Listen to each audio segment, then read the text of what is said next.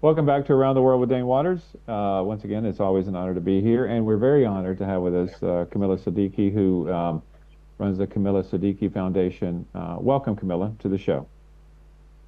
Thank you so much. Well, there's a lot for us to talk about today. One thing I want to get out of this show today is to help people understand kind of the challenges that the world is facing. I mean, as you know better than most of the world, there's so much going on in each and every country, as far as violence, as far as the way women are treated, the way children are treated, the death and despair. But there's so much that a lot of people just overlook it.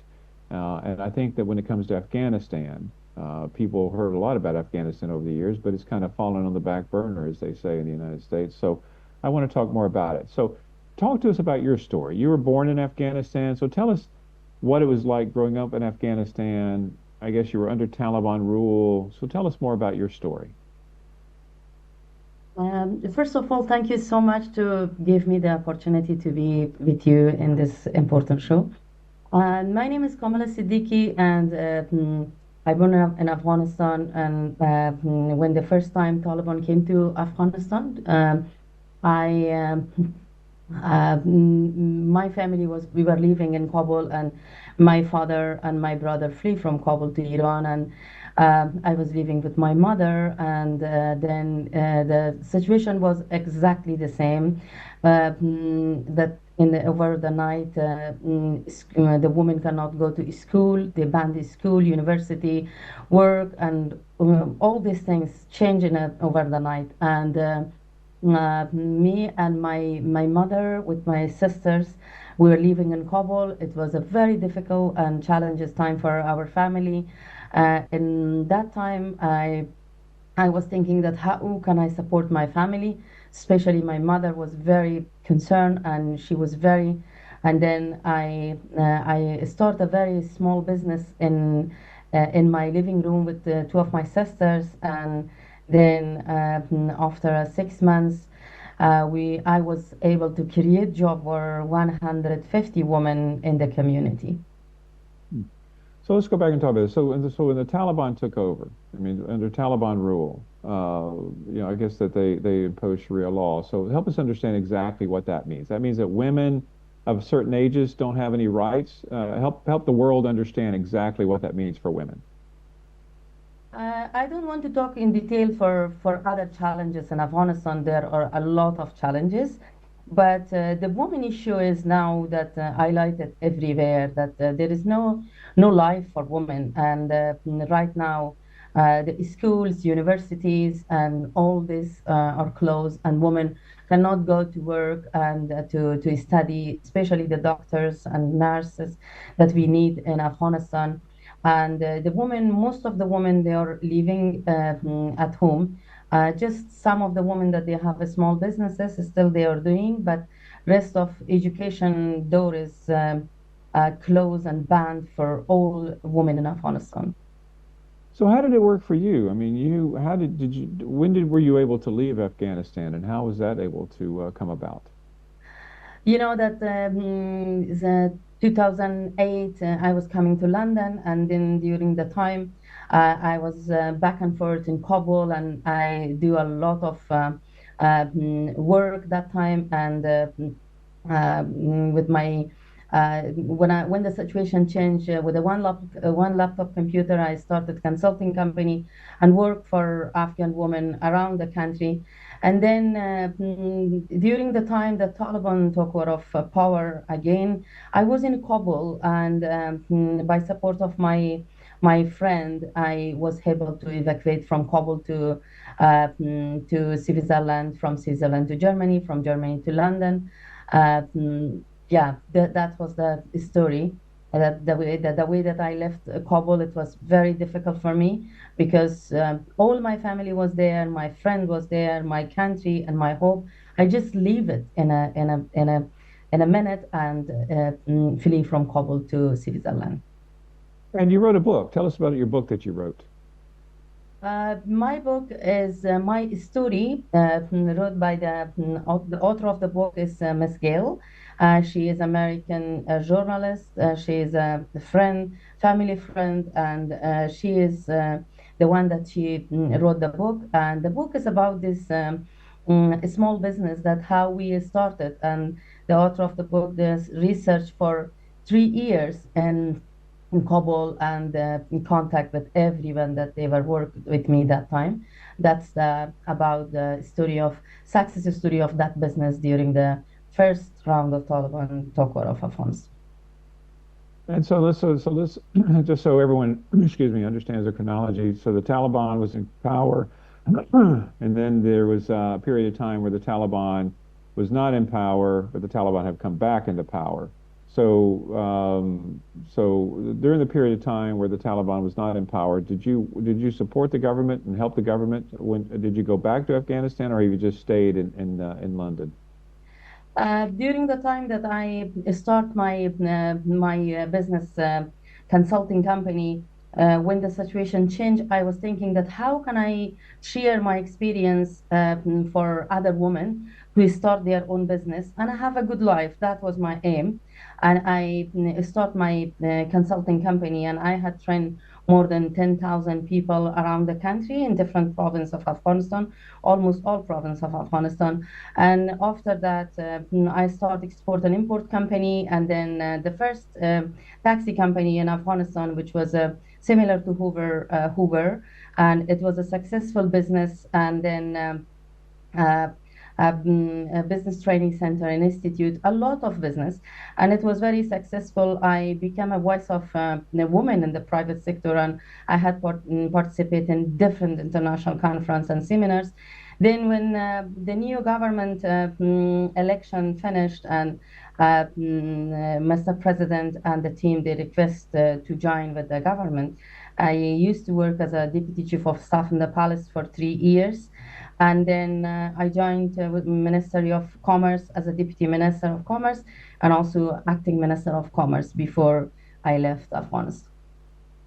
Yes, I know there's a lot of things that you are very hesitant to talk about as far as the governments are concerned. I understand that because, this is one of the things I want to get across is that people are still it's still very dangerous in Afghanistan these days. And I guess the number one question to you would be, what inspired you or who inspired you to really stand up? I mean, you are an amazing individual. You've accomplished so much in a difficult situation. So what inspired you to really become the person that you are today? To be honest, that age that when I start my work, my my mother was the one, and also the way that I support my mother and my family. It was very important for me that time. In age of 17 years or 18 years old girls, they don't know about future. I just done all these things because of my love to my family and to my mother and to survive. Otherwise, uh, mm, uh, poverty in Kabul, it was not only for my family. There was a risk of poverty in my community, in my family. That's why I stand and support my family, and my house become a place of hope for a number of women. Well, help the audience understand why the world should care about Afghanistan and what's happening there. You know, to be honest, I'm very upset because when international community come to Afghanistan and support us since 2002 to 2021, I am one of the example of the result of our achievement. And there was a lot of other women that they went to university, they study, they become a doctor, they are much better than me, and they were involved in the development of the country. But the way that they left us, we did not lost our achievement. International community also lost their achievement because the way that they live and they are not talking about Afghan women, it is sometimes that I really think that why this happened. But why? I mean, why do you think it happened? Why do you think? Is it because there's just so much around the world that the world has to focus on? I mean, just the other day, last week, the Taliban cut the internet off in the country. and barely did it make any news at all about what happened there. Um, but I mean, what really do you think that the world has just lost interest in Afghanistan, or is it just because there's just so much going on? You know that the way that they support Afghanistan from 2002 to 2021, and suddenly they cut off their connection and also their interest for Afghanistan.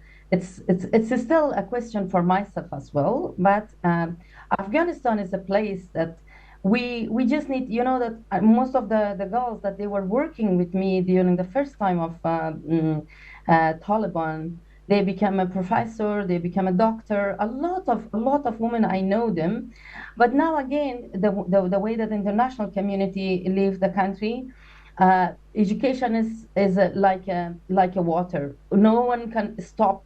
You know, if someone get banned the university and a school, there are a lot of good women and educated women that they facilitate and they contact and connect with that family and Afghan girls, and there are different way to teach them online or maybe underground and from different part of the Kabul that Afghanistan that I have contact with them. The girls study, but international community, if they lost their interest for political issues in Afghanistan, but women issues and women rights and human rights is something that it is responsibility of everyone. Well, I 100% agree with that. And sadly, I think in the United States, speaking as an American, I think that ever since the withdrawal from Afghanistan, and among Americans, Afghanistan has been a country that people think has been a failure. And so they don't talk about it. It's really not a positive thing to talk about Afghanistan. But you're right. Where the world has to break this down and understand is that when it comes to women, women's rights, human dignity, things of this nature. I mean, it doesn't matter. You need to factor out the politics of it and focus on these individuals. Um, and that is something that, in America, one of the reasons I wanted to do this show is to try to help Americans understand that even if there was a bad withdrawal in Afghanistan, even if that was the case, I'm not passing judgment one way or the other. You can't just walk away from your fellow human being. You just can't do it. Um, so in Afghanistan, how many women? I mean, this is a broad question, but um, are women able to leave the country, or they're just stuck there? They can't leave. Before I answer this question, I just want to mention one thing that as I was working very closely with American and also with international community, American people and also American government and international community, generally European Union, everyone tried to help us. But it was not only American that left the country. Before American left the country, European Union and all embassies and all international community closed their offices and left Afghanistan. And the way that if American not support Afghanistan right now, other countries also not pay attention for the challenges that Afghan women face it right now. But when we come to the next question, could you please repeat the next question? Well, I mean, a lot of people would argue, say, hey, if it's so difficult in Afghanistan, why don't the women just leave Afghanistan? Is it very difficult for women to leave the country? How many women leave? Most of these professional women that they were working with an international organization, if we count on them, maybe 3,000, 2,000, 5,000. But how many people are living in this country right now? How many women are in the morning they are watching the movie every day that when the school will open for their children?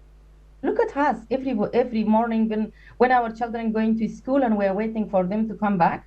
It is some hope for future of our children. But these women that they are living in Afghanistan, they have the same right that we have. Hmm. And so you still have a lot of friends there, I'm assuming, in Afghanistan, right? A lot of friends, my family, friends, and my people of Afghanistan, all of I am connected with everyone in the country. And so, what would you say? This segment, the next segment, we're going to talk more about a global perspective of all of this. But For Afghanistan, I mean, what would you suggest to the world to do to help Afghanistan? What's the number one thing that governments and individuals can do to help Afghanistan? My request is for international community that please understand the situation of Afghanistan, and the world should know that Afghanistan is not a poor country. Afghanistan is a very rich country, and this time international community should see us as a rich country and come and invest and to do a partnership with us, and you know that this is the way, the solution of the country to become a partner with Afghanistan and support private sector. And we have a lot of resource in Afghanistan. We just need some people to help us with the technical issues to have a good partnership, and we are the one that we can change our country, And so talk to us not about the international aid, or because we have experience of international aid that how much how many percentage goes to the Afghan people in the community, but the rest, you know, the cost of the, you know, running cost of the project was very high. In this case, I suggest this time that people should know that Afghanistan is a rich country. Well, I appreciate that, and I think that the world needs to understand that, that people would never even think of Afghanistan as a rich country. They would think of Afghanistan as just deserts, mountains, and that there's really not a lot there. But tell us real quick before we take a break about the Kamila Sadiqi Foundation and what you're focused on now. Kamala Siddiqui Foundation. When I come to London, one of my friend, she read the book, and she contacted with me and she said that how can I help you, especially for girls' education. Our focus is for education for the girls, and we do a lot of online classes and online support for Afghan girls to study and to have a hope for future. Mm.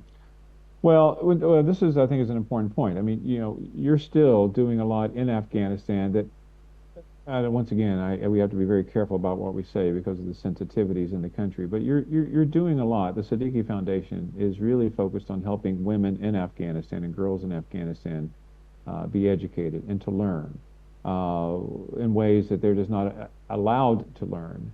And so I would just want to be very clear that I applaud that, and I think that we all need to understand that without an educated women, it's not just men, but women have to be educated. Women are a critical component to the future of our world, and so it's important